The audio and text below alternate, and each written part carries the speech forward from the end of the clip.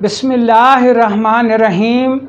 अगर आपके बच्चे या बच्ची का कान बहता है, कान से पीप आती है, शदीद दर्द होता है और आप इस वजह से परेशान हैं, इलाज मुआलजा करा कर थक चुके हैं, या फिर आप इस मर्ज़ को अहमियत नहीं दे रहे, नज़रअंदाज कर रहे हैं जी कि बच्चा है, पीप आ रही है, ख़ुद बहुत ठीक हो जाएगा, तो आप इंतहाई संगीन गलती कर रहे हैं, जिसका खमियाज़ा आपके बच्चे और बच्ची को आगे चलकर बांझपन की सूरत में भुगतना पड़ेगा।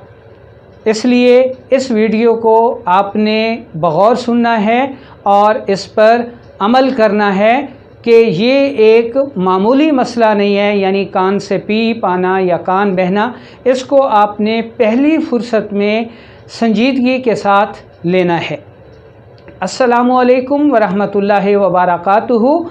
मैं हूं आपका मेज़बान हकीम लियाकत अली खिची और आप देख रहे हैं हमारा यूट्यूब चैनल हर्बल वर्ल्ड, और मौजू है हमारा कान से पीप आना, कान बहना, रेशा आना, ये इसके मुख्तलिफ़ नाम हैं। सबसे पहले हम इसके असबाब को देखेंगे, उसके बाद आपको इसकी अलामात बताएंगे और फिर इसका शाफ़ी इलाज भी आपको बताया जाएगा।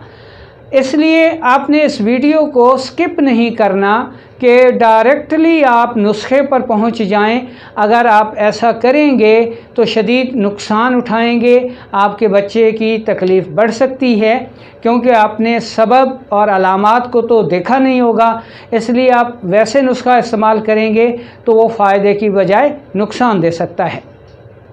दोस्तों, हमारे जिस्म से किसी भी हिस्से से पीप आए तो वो जिगर व गुदद की सोजिश की वजह से आया करती है।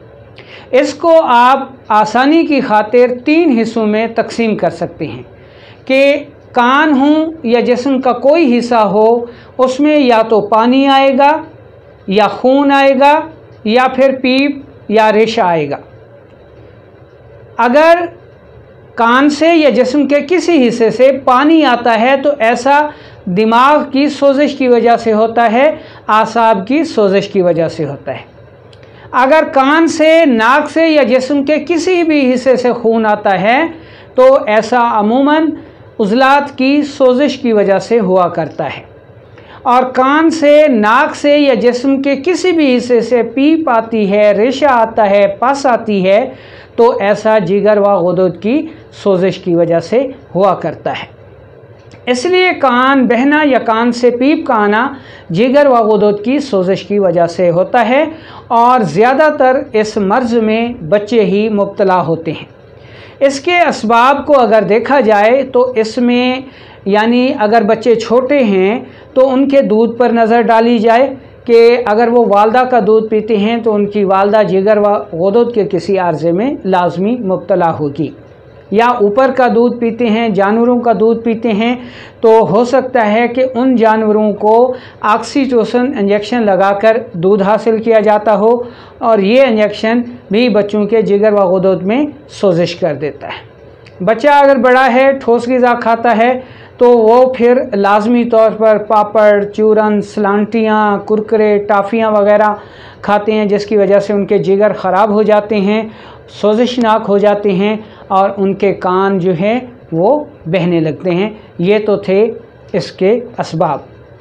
इसमें एक बात आप गौर से सुन लें कि जो बच्चे या बच्चियाँ जिनके कान बहते हैं, कान से पीप आती है और इस तरफ तवज्जो नहीं की जाती, इनको सीरियसली नहीं लिया जाता, मुकम्मल इलाज नहीं कराया जाता, तो ऐसे ही बच्चे और बच्चियां बड़े होकर बांझपन का शिकार हो जाते हैं और उनकी औलाद नहीं हो पाती। इसलिए आपने इस मर्ज़ को मामूली नहीं लेना, बल्कि इसको संजीदगी के साथ लें। अब हम चलते हैं इसकी अलामात की तरफ। तो इसकी अलामात को देखें तो कभी एक कान से और कभी दोनों कानों से पीप आया करती है। अमूमन जो पीप है वो एक ही कान से आती है और वो कान जो है वो बायां कान होता है, लेकिन कभी कभार दोनों कानों से भी पीप आ जाती है, जो कि कभी तो सफ़ेद रंग की होती है और कभी हल्के जर्दी माइल रंगत में खारिज होती है। गाहे इसमें जलन पाई जाती है और शदीद दर्द भी होता है, और ज़्यादातर जो है ये पीप बग़ैर किसी दर्द के आया करती है और बच्चे इसकी परवाह नहीं किया करते। बच्चा पेशाब करते हुए भी अक्सर रोता है क्योंकि पेशाब में जलन होती है, पेशाब जर्दी माइल आता है और कभी कभार पेशाब रुक भी जाता है।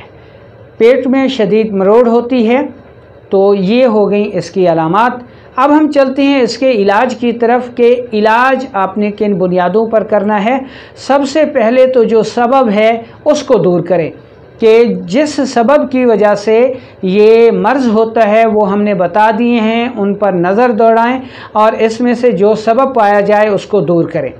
इसके बाद इलाज के तौर पर आपने सबसे पहले एक खाने वाला नुस्खा बनाना है।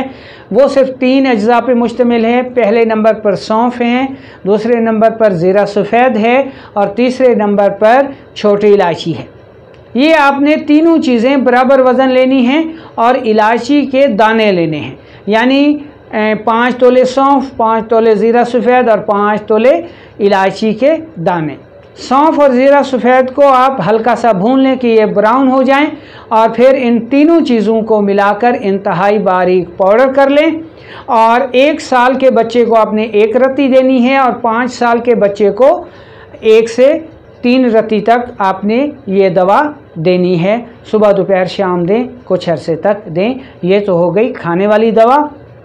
अगर बड़ा फ़र्द है तो उसको आप 1 ग्राम से 2 ग्राम तक ये खाने वाली दवा दे सकते हैं अगर बड़े किसी फ़र्द में भी कान से पीप आती है तो। अब हम एक कतरे बता रहे हैं, ड्रॉप्स बता रहे हैं जो कि आपने ख़ुद घर पर तैयार कर लेने हैं। ये 2-3 किस्म के आते हैं, दोनों किस्म के नुस्खे हम आपको बता देते हैं। जो आपको आसान लगे वो आपने बना लेने हैं। तो इसमें पहले नंबर पर आपने ग्लिसरीन ले लेनी है, ठीक है जी। ग्लिसरीन आपने लेनी है 90 ml और इसमें 1 ग्राम आपने डालना है मीठा सोडा। इसको अच्छी तरह हल कर लें तो ये आपके कतरे तैयार हो गए। ये 2-2 कतरे आपने मुतासरा कान में जिससे पीप आ रही है वो डालने हैं। दूसरे नंबर पर कतरे बता रहे हैं कि आपने 90 ml जो है वो खालिस अर्के गुलाब लेना है, ठीक है, और उसमें आपने 1 ग्राम जो है वो फटकड़ी सफ़ेद डालनी है। इसको अच्छी तरह हल कर लें, 2 दिन पड़ा रहने दें। 2 दिन के बाद किसी साफ़ मलबल के कपड़े से छान लें और इनको महफूज कर लें। और ये भी 2-2 कतरे आप इस्तेमाल कर लें। इन दोनों कतरों में से जो भी आपको आसान लगे वो आप बना सकते हैं। दोनों के आफ़ाल बहुत ही ज़बरदस्त हैं और ये बहते हुए कान के लिए जिसमें पीप आती हो, रेशा आता हो, बेअंतहा मुफीद हैं। याद रखें कि इस मर्ज़ में आपने गफलत नहीं करनी। अगर इस मर्ज़ में, बच्चों के इस मर्ज़ में आप गफलत करेंगे तो ये बच्चे, यानी बच्ची हो या बच्चा हो, बड़े होकर अगर बांझपन के किसी आर्ज़े में मुब्तला हो जाते हैं तो याद रखें कि इसमें आपकी गफलत कार फरमा होगी। इसलिए ऐसी सूरत में गफलत हरगिज़ ना करें बल्कि बच्चों का इलाज कराएं।